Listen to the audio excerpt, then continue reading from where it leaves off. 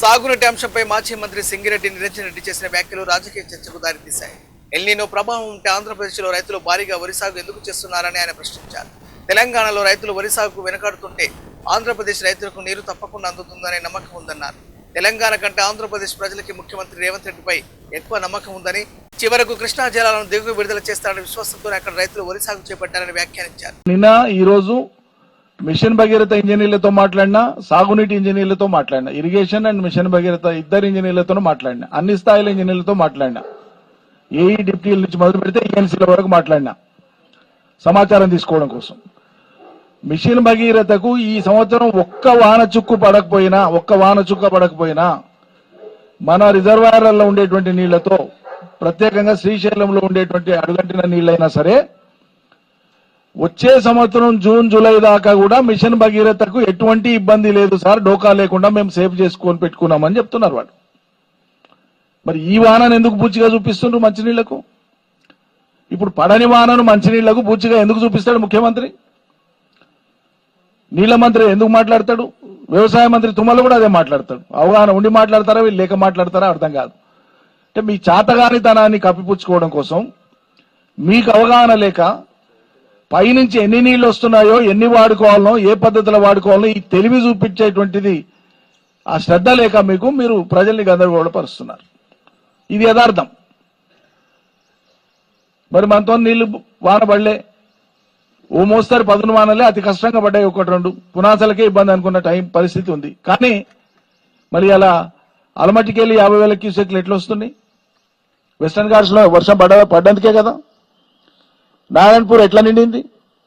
నారాయణపూర్ నిండి కిందికి మనకు తెలంగాణకు జూరాలకు నీళ్ళు ఎట్లా వస్తున్నాయి? అలా నిన్నటికే 40,000 క్యూసెక్లు వస్తున్నాయి జూరాలకి.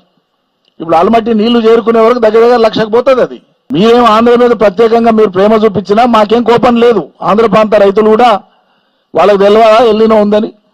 ఒక మాట నేను అడుగుతున్నా. ఆంధ్ర ప్రభుత్వానికి, ఆంధ్ర ప్రాంతంలో ఉండే రైతాంగానికి ఎల్లినో ప్రభావం ఉంది, వరి వేసుకోవద్దని తెలియదా? మరి అలా ఆంధ్ర ప్రాంతంలో కృష్ణా డెల్టాలో కానీ, గోదావరి డెల్టాలో కానీ నారుమళ్లు ఎందుకు పోసినారు రైతులు? ఎందుకు పోస్తున్నారు? తెలంగాణ మంత్రులు జవాబు చెప్పండి. ఎల్లినో ప్రభావమే ఉంటే వరే వేసుకోవద్దనేది అయితే మరి నీ తర్వాత కిందికి పోవాలి కదా నీళ్లు. కింద ఉన్నోడేమో చాలా ఆరాంగా, నమ్మకంగా నాకు ఎట్లా వస్తాయి నీళ్ళని వాడు నార్మల్ పోసుకొని తయారవుతున్నాడు. ఎందుకు? తెలివిలేకనా? అంటే వాళ్ళకి తెలుసు తుంగభద్రకి వెళ్ళి వస్తాయి, శ్రీశైలానికి వస్తాయి, నాగార్జున సాగర్కి వస్తాయి, మాకు నీళ్ళకి ఇబ్బంది లేదు, ఎటుకైనా వస్తాయని తెలుసు. ఏమైనా ఇబ్బంది అయినా మా రేవంత్ రెడ్డి ఉన్నాడా ఎట్లా ఇడుస్తాడని వాళ్ళకి నమ్మకం. ఆంధ్ర వాళ్ళకు, తెలంగాణ కంటే ఆంధ్ర ప్రజలకు ఎక్కువ నమ్మకం కుదిరింది ఇవాళ రేవంత్ రెడ్డి మీద, ఈ సర్కారు మీద. ఏమైనా అనిపించాలి కదా వీళ్ళ కొద్దిగన్నా. అరే నీళ్ళు వస్తున్నాయో బరబరా వస్తున్నా, ఒక్కనాడు లేట్ అయితే ఒక టీఎంసీ కోల్పోతాం మనం. 4 దినాలు కోల్పోతే 4 టీఎంసీలు పోయినాయి మనకి. 4 టీఎంసీలు అంటే 40,000 ఎకరాలకు నీళ్ళు వస్తాయి. అవి నువ్వు ఇట్లా కళ్ళు మూసుకొని తెరిచే లోపల పోతాయి నీళ్లు. ఈ సోగి లేకపోతే ఎట్లా? అందుకోసమే కేఎల్ఐ కింద మేము నిన్న మాట్లాడినప్పుడేమో అసలే స్టార్ట్ చేయం సార్ అన్నారు. ఆందోళనగా మారుతుంది, రైతులు ఎక్కడికక్కడ తయారవుతున్నారని గమనించి మేము ఇలా ఆత్మకూరుకు వస్తున్నాం, ఇది ఆందోళన కార్యక్రమాన్ని మేము ప్రకటిస్తాం ఇక్కడ అని చెప్పి వాళ్ళకి తెలుసు. కాబట్టి ఇలా పొద్దున ఆగమేఘాల మీద కేఎల్ఐ కింద ఒక్క పంపు స్టార్ట్ చేశాం. నేను ఇప్పుడే 10 నిమిషాల క్రితం ప్రెస్ మీట్ కంటే ముందు చీఫ్ ఇంజనీర్తో మాట్లాడినా. ఒక పంపు అయితే స్టార్ట్ అయింది సార్ అని పార్థసారథి గారు చీఫ్ ఇంజనీర్ అక్కడ కేఎల్ఐకి నాగర్కర్నూలు జిల్లాకు వస్తుంది. ఒక పంపు స్టార్ట్ చేసినాం సార్, మిగతాయి కూడా స్టార్ట్ చేస్తామనేటువంటి మాట ఆయన అన్నాడు.